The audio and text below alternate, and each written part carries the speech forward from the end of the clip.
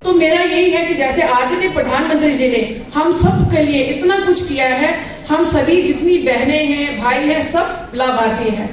कोई भी नहीं कह सकता कि कोई लाभार्थी नहीं है, ना कोई बहन ना कोई भाई। हर किसी को किसी न किसी योजना का लाभ मिला है, और कुछ नहीं हो तो गोल्डन कार्ड तो सबको मिला है ना। कोविड के टाइम में जब हम लोग त्राही त्राही हो गए थे, सभी मुल्कों ने हाथ खड़े कर दिए थे कि हमसे ये नहीं संभाला जा रहा। हमारे प्रधानमंत्री जी ने किस तरह से भारत को बचाया भी, और यहाँ पर वैक्सीन बनाकर हर एक अपने भारतवासी को, छोटे बच्चे से लेकर वृद्ध तक, हर किसी को वैक्सीन भी प्रोवाइड करवा ली। साथ ही साथ बाहर विदेशों में भी वैक्सीन भेजी। तो हम सब वैक्सीन के और गोल्डन कार्ड के लाभार्थी तो है ना। अगर प्रधानमंत्री जी ने हमारे लिए इतना कुछ किया है, बदले में अगर प्रधानमंत्री जी सिर्फ इतना चाहते हैं कि इस बार 400 पार, तो हमारा भी ये फर्ज बनता है कि हम भी अपने प्रधानमंत्री जी के लिए ये जो उन्होंने हमसे छोटी सी एक इच्छा अपने बच्चों से जैसे कोई जाहिर करता है, तो हमारा यही दायित्व बनता है। हम जिस दिन वोट पड़ेंगे 13 को, आप सभी ने यहाँ बहनें कम हैं, लेकिन फिर भी जितनी बहनें हैं और भाइयों से भी कहना चाहूंगी, उस दिन 100 काम छोड़कर सबसे पहले आपने अपना ये कर्तव्य समझना है, और सबसे पहले सुबह नहा धोकर पूजा पाठ करके अपने अपने बूथ पर जाकर वोट डालना है। क्यों? क्योंकि बहनों से मैं यही कहती हूँ, बहनों आप जितनी यहाँ पर बहनें बैठी हो, आपने संकल्प लेना है कि उस दिन सुबह उठकर घर का कोई काम नहीं करोगी।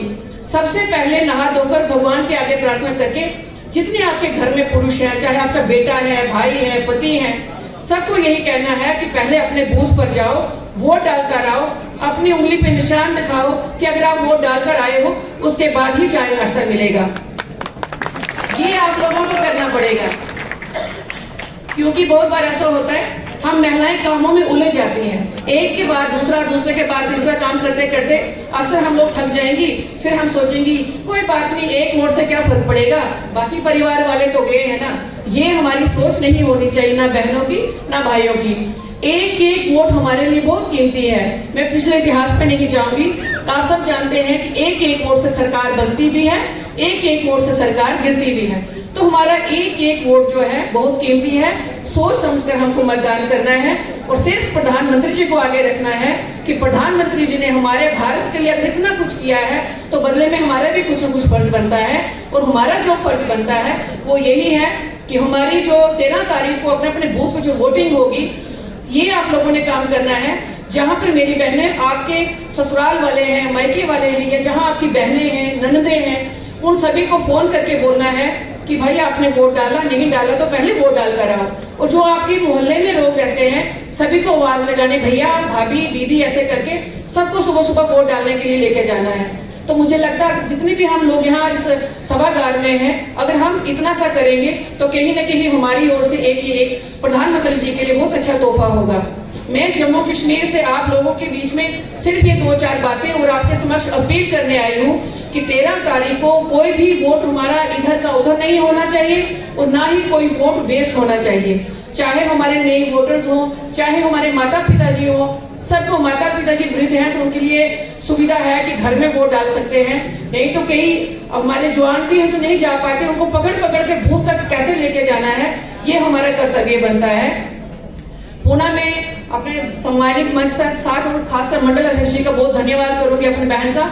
दोपहर को हम एक बैठक में मिले थे, उन्होंने कहा था कि दीदी आप शाम को वहां आना, वहाँ एक कार्यक्रम है। मैं मंडल अध्यक्ष जी का बहुत बहुत धन्यवाद करती हूँ कि आप सभी भाइयों का और बहनों का यहाँ मुझे देखने का सौभाग्य प्राप्त हुआ, आपके समक्ष कुछ जम्मू की बातें रखने का मुझे मौका मिला।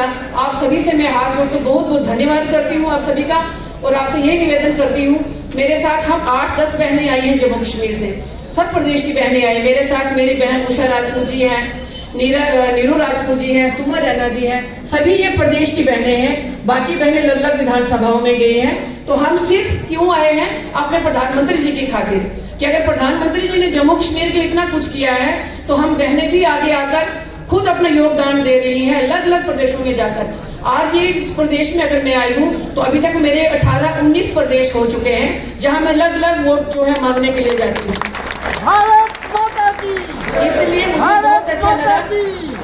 इसलिए मुझे बहुत अच्छा लगा आप सभी भाई और बहनों के बीच में अपनी बात रखने का। पुनः मैं आप सभी का बहुत बहुत धन्यवाद करती हूँ, और मुझे पूर्ण विश्वास है कि आप इस अपनी छोटी बड़ी बहन का जरूर मान रखेंगे और जिस दिन वोटिंग होगी, जितने भी यहाँ भाई बहन बैठे हैं, कोई एक वोट वेस्ट नहीं होगा, ना वोट यहाँ का वहाँ होगा, बल्कि आपके जो नॉन में है उनको भी आप समझाओगे कि 13 तारीख को आपका क्या रोल रहने वाला है। आप सभी का बहुत बहुत धन्यवाद। जय हिंद, जय भारत।